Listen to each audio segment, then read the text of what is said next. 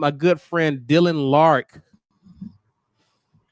Dill, how you feel, man? Let's get your book on. I'm there. Might have been a little bit of tears shed, a little bit happy tears going on.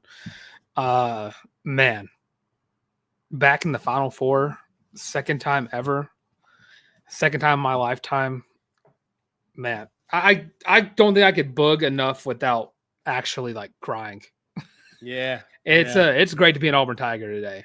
Yes, it is. And this year, love that hat, by the way. Love that. Thank you. I get a lot of compliments about it. Listen, it has been again. It's been a bit of a relief, right? Because going into this tournament, there was a lot of talk about can Auburn even get out of the first weekend, right? Again, it was the end of the world. The sky's falling.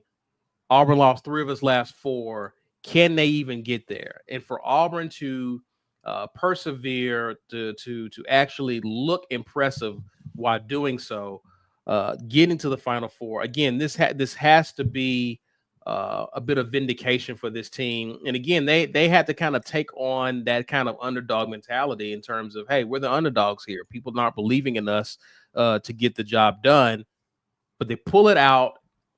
And just talk about just how much this validates a lot, the number 1 overall seed. It validates just the respect that Auburn got going into this tournament. They are all number ones advanced to the Final Four. First time since they were in San Antonio the last time. So just give me your thoughts, man, and just in terms of what's ahead of Auburn and what they have to play for. I mean, Auburn knows who's in front of them. Just from sheer experience. They've played every single team left in the tournament. You have to get your get back versus Florida, and then you have either Duke that beat you earlier in the year. You have Houston that you were able to take down in like the first few weeks of the season. Auburn, the Auburn I've seen since the second half of that Bama State game is the Auburn team that I was expecting to see, and why I picked Auburn to win the national championship. I think this Auburn team, when they play the way they did, when they play the way they have the past few rounds, it's hard for me to think anybody in the world can take down this team.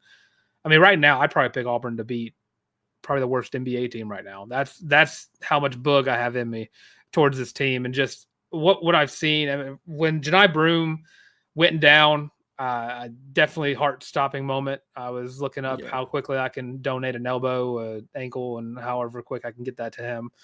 But when he came back and immediately got a rebound and drained a 3, I was like, oh yeah, Auburn's not losing today. This is not today is not the day Auburn goes down. Right. And what I've seen from Florida, I mean, Florida has looked beatable in this tournament. Texas Tech almost took them down. They just kind of blew it in the end. But oh Lord, it's hard for me not to immediately think Auburn's going to win national championship this year. I don't get too far ahead of myself, but I mean, I'm thinking about calling out some sick days and trying to go to San Antonio for Monday. Bringing in Dustin of the Uptempo. How are you, sir? I'm great. All Auburned out. How you feeling, man? What a day. When we got this matchup, I knew Auburn was the more talented team, the better team. But it's just something about seeing Michigan State and Tom Izzo in the Elite Eight that scares you, right? It's like, man, if there's any coach that can pull it off and beat us, and then you see they've let us know a couple times about their 14 NCAA tournament wins when they were trailing at halftime.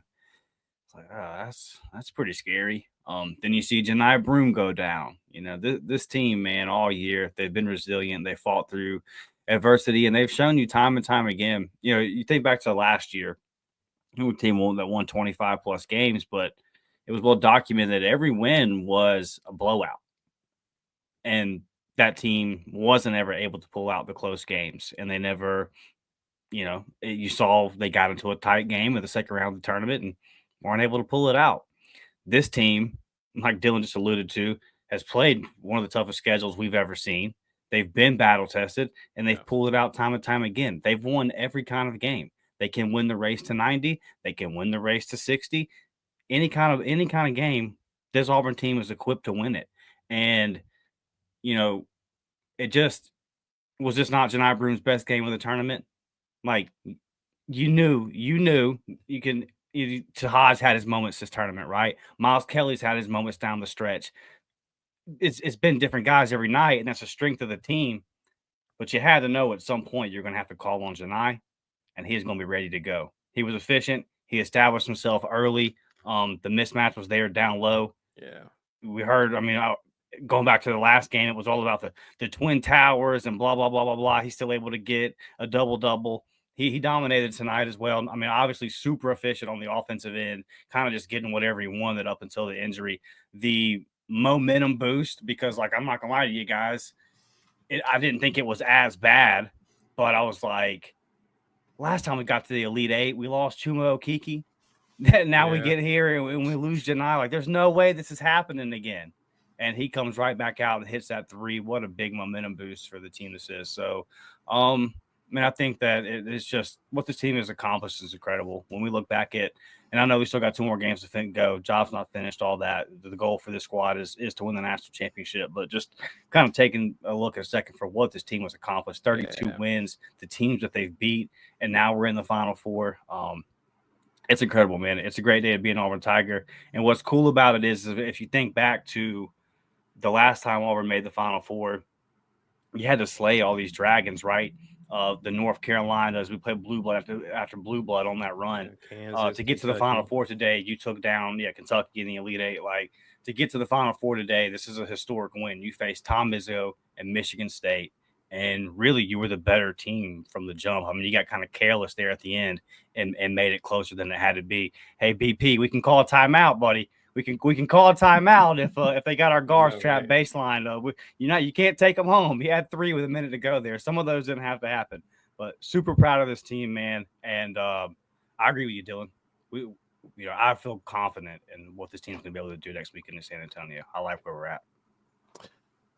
Gentlemen, again, it feels good to see a team that many people were, and I think a lot of Auburn fans have PTSD from a lot of the misfortune that has happened to them. Pick a sport, right? And some of that is carry over from other sports. So there's the pessimism that Auburn may have peaked too soon, right? When you begin to see Auburn lose some games, because it wasn't just media, a lot of it was the fan base. So I think right now, regardless of what happens upcoming weekend, this should be a huge exhale for a lot of Auburn fans that no, this team has not peaked. They're right on schedule, and everything is still in front of them. As a matter of fact, again, this validates a lot of the hard work, the insane non-conference schedule, winning the SEC regular season title, right? Like all of this was for this moment for Auburn to be able to close the deal and get to the Final Four. Now you have a chance to really kill 2 birds with 1 stone, get a revenge on a Florida team that you believe that you can beat, get to the national championship where you're probably going to have to be in another revenge game of some sort, whether avenging your victory over Houston or getting get back on Duke. This is a get back tour. And again, you have a lot of motivation if you're Auburn. So Dylan, talk about just what do you expect Auburn to win. What kind of Auburn are you expecting to see? Is this a return of what we saw in Maui? What kind of Auburn are you expecting to be able to beat a team like the Florida Gators? Well, you're going to have to, especially not be the team that played Florida last time around. Yeah.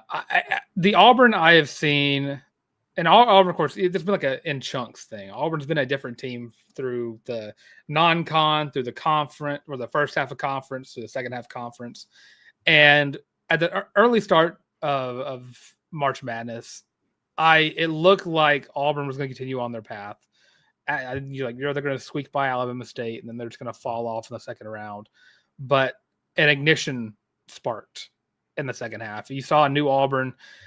This Auburn team plays like the team that got the number 1 ranking in the first place. It plays with the Auburn team that knew going into the season that they were a national championship or bust team. That is how good this team has been. I don't want to say I expect Auburn to win right now, But right now, it is very hard for me not to look at Auburn and say they're going to be in the national championship. It's hard for me to look at that and say we're all gonna be driving down to Auburn, Alabama on Monday evening and the butt crack of dawn to go throw some toilet paper on some trees celebrating an Auburn win in the national championship. It's hard for me not to book like that because that's how good this team has looked. They look like the Auburn team they were supposed to be through every game of the season. And yes, the season regular season ended a little poorly. You lost 3 out of your last 4.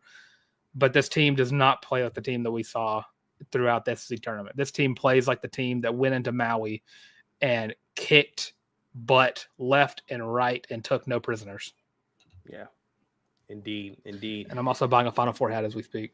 Here you go. Get that going on. Let's get to some of your comments. Again, we appreciate you guys being on with us, celebrating Auburn advancing to its second Final Four in school history. We got to talk about Bruce Pearl and what he's done for Auburn basketball. So relevant on the national scene now. Heavy wants the plus or minus. Heavy, got you, my guy. That's coming.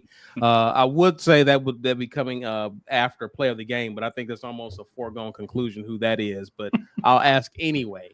But definitely we will be doing plus or minus in a little bit. Demario Nettles says, man, this feels so good, man. Yes, it does feel good to see Auburn take care of business and win its region. Again, you're so happy for the seniors, for the guys who came back. Like, this is why you come back, right? Like, obviously, in the age of NIL, it makes it easier to convince guys to come back. But this is a very rewarding feeling to come back and really avenge last season, right?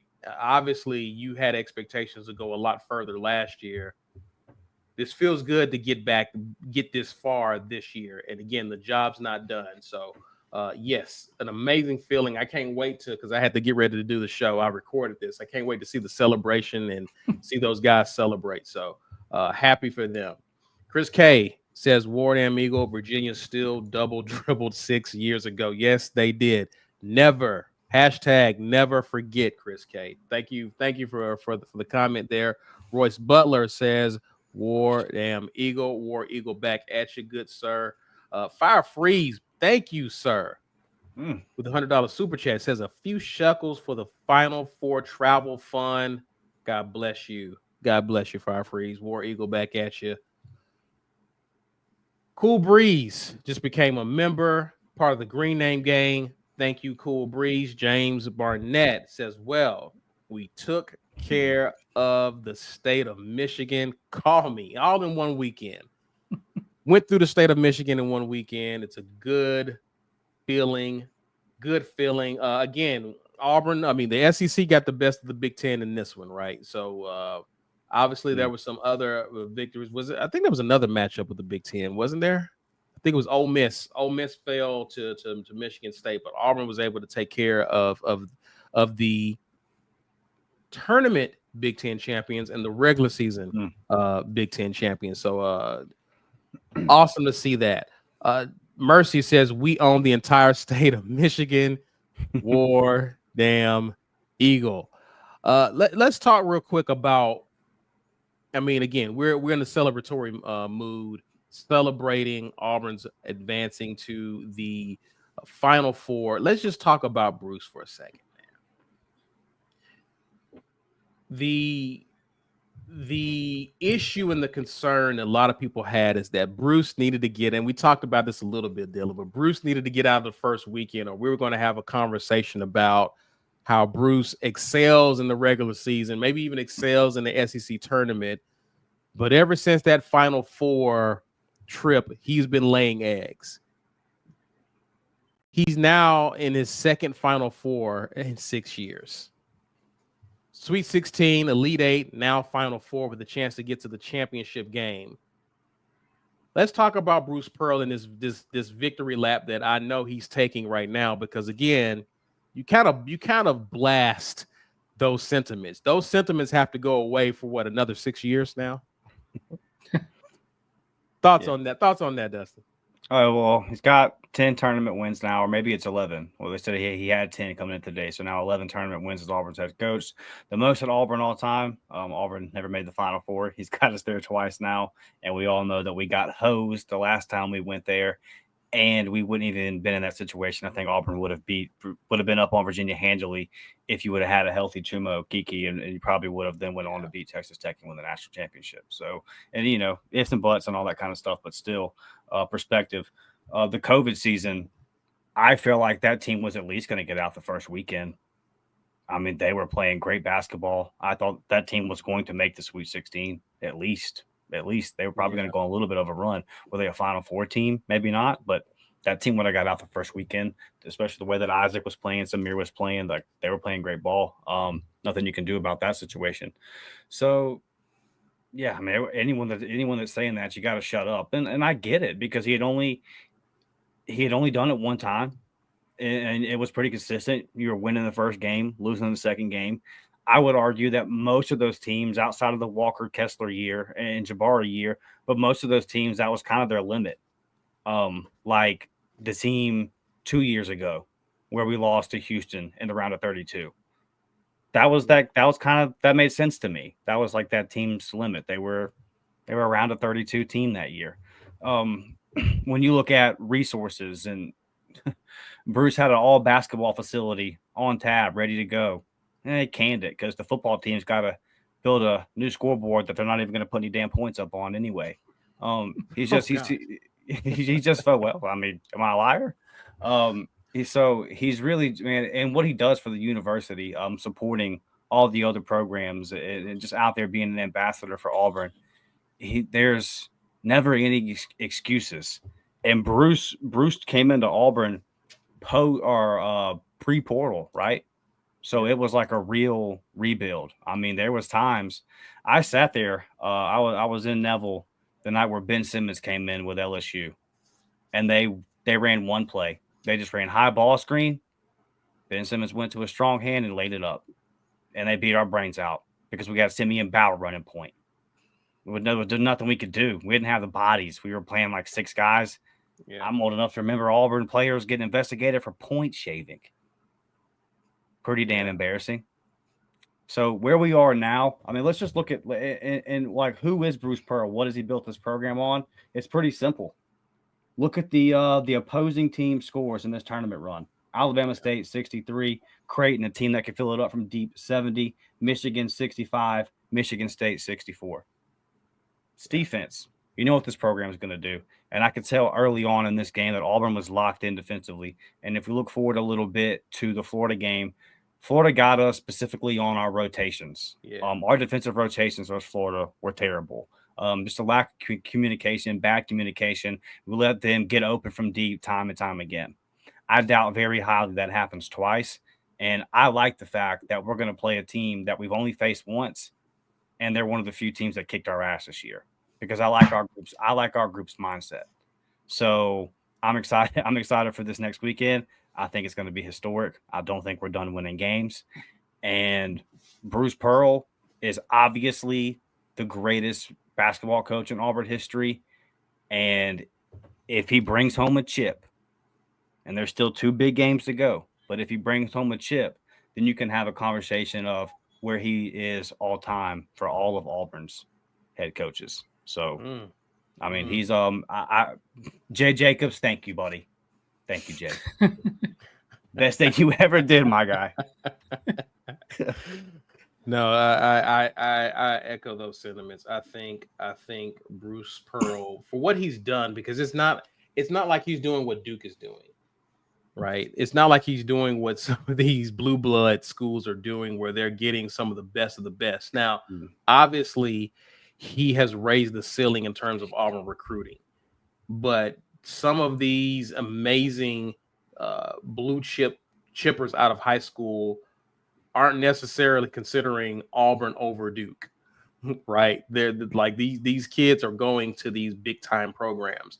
For him to do this with transfers, to get a Chad Baker-Mazara, a Denver Jones, sprinkle in, like, you got a Chaney Johnson that came from UH, right? You gotta sprinkle in a bit of a a bit of a Tahad Pettiford here and there, right? You get some of those guys, but for the most part, you got guys who've come from smaller schools, mid majors, and you're building a juggernaut with those guys. And the sustainability of it in terms of those guys are staying around. You have a lot of experience, senior laden leadership on a team that can make these deep runs. That when you're down by 8 a few nights ago against Michigan, those guys kick it into gear. They don't fade away. So again, it's just been great to see this team truly accomplish some of the goals it set out to accomplish this year. And again, they have not peaked early because they're in the Final Four again with everything in front of them. So proud of those boys. Listen, let's talk about Tahad. Dylan, I'm gonna get your take on it too. He didn't fade away. He has definitely been every bit as good as advertised and then some. But talk about Tahad Pettiford and how he's just been really and truly has stepped up and have become one of the leaders of this team. Is Aiden Holloway still playing basketball? Because Tahad Pettiford. I don't know who that is. Yeah. Yeah, Tahad will be in. Well, you don't have to know who he is, but I can tell you where he won't be. Well, he might be as a spectator. If he wants to watch some basketball, he can get on down to San Antonio. But he won't be playing any basketball there next weekend. It's I mean, yeah, he's like you mentioned. See, there's a lot of people on this team. I mean, your best players to transfer, from a group of 5 team or mid-major, I guess they call them in basketball. Dylan Caldwell didn't even play basketball his senior year in high school. Like you got a lot of underdog stories. Tahad's the one guy, right? He's the one like highly recruited guy, but even then, he's like a highly recruited guy that there's still some doubt about because of size. Like there's still some underdog in there. He's not the Jabari Smith type. Like he's surefire top 5 lottery pick and all that kind of stuff. There's still questions about Tahad and whether he can, what can he do with his limitations of his size? Can he hang in there defensively? And that's been my biggest thing with Tahad this tournament is he has really stepped up his game defensively. And that was something that honestly I was worried about. I was worried about in this tournament. Would he be able to be physical enough to get into the basket? Was he fading at the end of the season as a true freshman? Because my thinking was, I mean, remember he went 0 for 8 versus Tennessee, and then you're kind of thinking in the back of your mind, like, well, we played this tough non-con, and then we just went through 18 games with this physical SEC. Is he, this is the most physical basketball he's ever played in his life for this length of time? Is he starting to kind of physically tire a little bit? He's been electric. He's been absolutely electric. And we're going to need him to play big for 2 more games if we want to win a national championship. And I have all the confidence in the world in him. And I think the most important thing is, and you've heard it with players that have played for Bruce Pearl for 10 years now, Bruce Pearl believes in him. And he can start off 0 for 3, 0 for 4 with a couple of turnovers. And when he gets back to that huddle, BP might get in his ass for a minute. But ultimately, it's, hey, man, I believe in you. Go back out there and continue to play your game. And I think when you have a young guy like that that's surrounded by a whole bunch of seniors that can pick him up, it's a nice mix, man. And if we're going to cut down the nets as national champions, we're going to need 2 more games with this Tahad Pettiford. And I completely believe in him. Well, I know one thing: the moment's not too big for him because there is no moment. Gracious, goodness gracious. Dylan, your thoughts about Tahad Pettiford? Yeah, Tahad's production in this tournament has been nothing short of a dream. He has just been lights out just from these past 4 games. I mean, you look at the last 5 games of the regular season.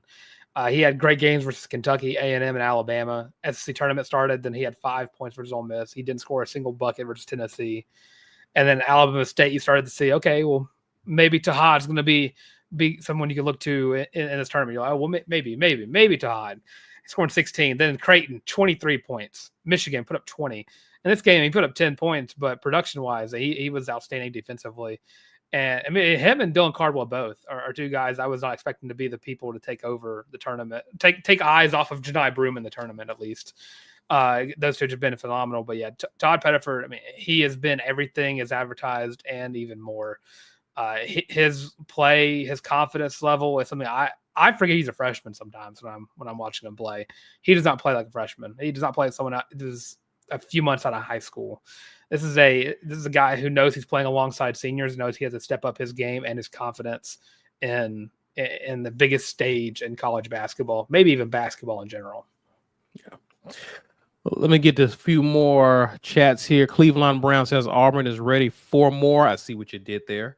War Eagle back at you, Cleveland, and he turned around and gifted 5 Warport memberships. So listen, Auburn is going to the Final Four, and a lot of people got memberships today. So we appreciate Cleveland Brown as well as others for gifting Warport memberships. It's a win-win for everybody here. Some final thoughts before we get out of here. I'll start. Well, what before we do that, Heavy is going to have a fit if I don't do this. Plus minus. Before we get into it, who is your pick? I want to see you in the comments. Who is your pick for who had the highest plus minus in this game? I'm gonna go Dylan Cardwell. Dylan Cardwell. I'm gonna log you in for Dylan Cardwell. Dylan. Okay. Dustin. Give me the big fella, Janai.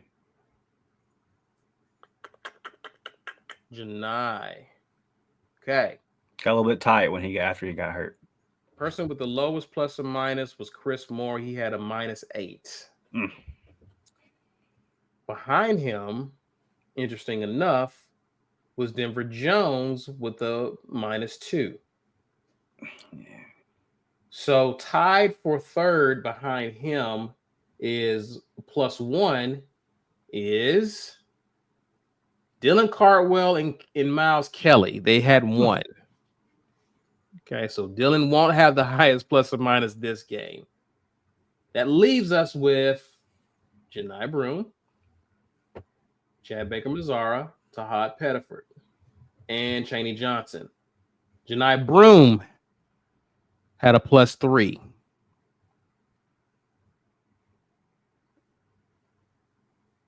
I'm looking at that right.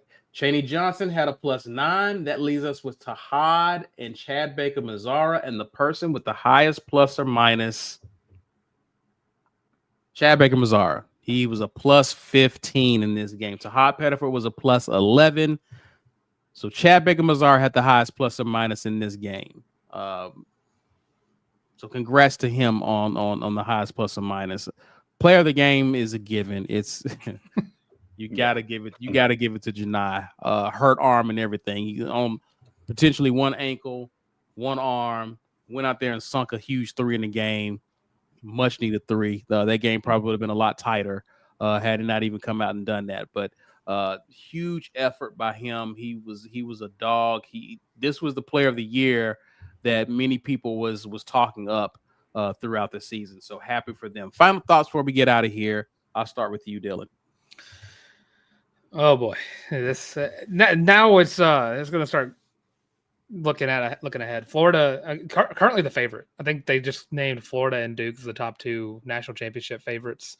ESPN already has Florida the 2.5-point favorite. You've played great basketball throughout the season. You've played even better basketball throughout the tournament. Now it's time to play 2 games of the best basketball you have in you.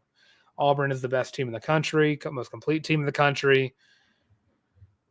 Again, I find it hard not to look at Auburn and say this is the national championship team right here. This team will be cutting down the nets Monday night. Dustin.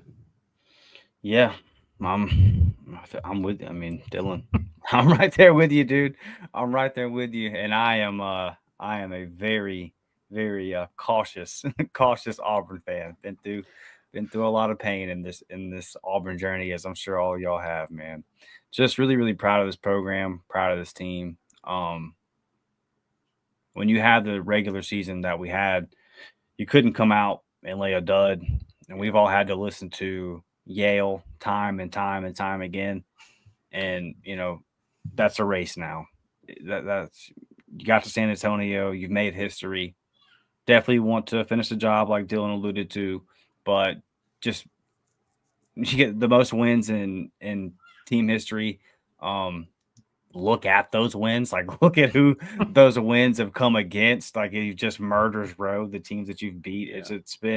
It's been phenomenal. And there've been teams where in years past, a fight on an airplane could have dismantled a team early in the season, right? That feels like forever ago, doesn't it? Yeah. And we've just in Janai, I mean, we've seen him go down. We've seen CBM. I'm surprised. We've seen CBM get banged up a lot this year, playing through some stuff. I'm surprised to hear that he was plus 15, but that goes to show you that there's more to the game of basketball than just shooting. Yeah. I know it's easy when a guy has a rough shooting stretch to say, he played bad, but if he does everything else well, then it can help you out. And he's been locked down, and he's going to be crucial when it comes to defending Florida on the perimeter. Him and Miles Kelly in this game, Dustin. So that was a big part of that. Right. So yeah, man, just really proud of this program. A lot goes into this, like behind the scenes. There's just you got to be organized. Like I know there's so much that can't be overlooked. There's some sports right now at Auburn that just can't get out of their own way. And a lot of that is stuff that happens when nobody's watching. And that's not this basketball program. They're doing the right things on the behind the scenes. They're doing the right things when the lights aren't on. And you're seeing a group that's together. You're seeing a group that's unselfish, that's willing to play team basketball. And,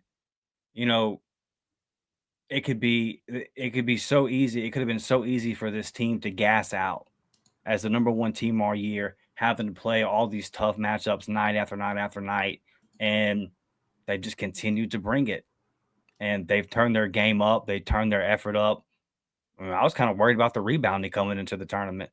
I mean, the effort on the glass has just been relentless. Like we're just getting after it, man.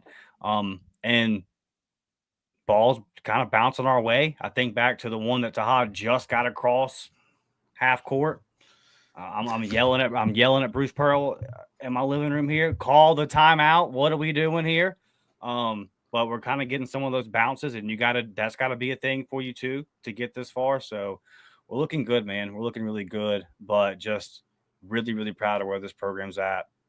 2 Final Four appearances under Bruce Pearl, but I'm ready to cut down the nets as a national champion, man, and hang a banner. A 2010 football season was a long time ago, and look, I know golf got theirs and all that kind of stuff, but big, the big dogs here, talking about the big three. We haven't had one in a while, and we're really, really close. And I'll just wrap up with this one, guys. The reason why the Virginia game hurt so much was because I understood how hard it is for any team to get back to the Final Four. Right. And especially Auburn, right? Like it was our first time ever being there. And you're asking yourself, are we ever going to get back to this? Even as good as Bruce Pearl is, like that's just hard to do. And here we are. We're back with another chance. And I hope they keep doubting us. I hope that Florida and Duke are the favorites. I want them to talk about that all week. Yes. Because I know that we got a locker room full of dogs. They're going to come out and ready to play.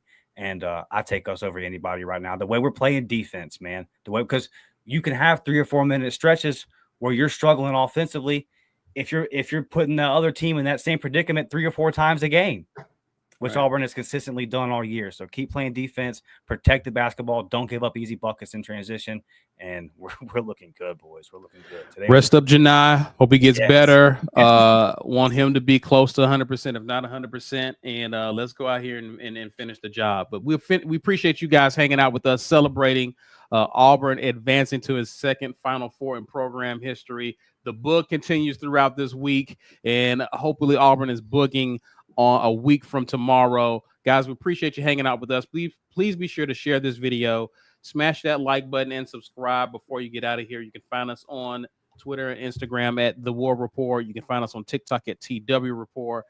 Guys, we're signing off. Enjoy the rest of your evening, and as always, where you go?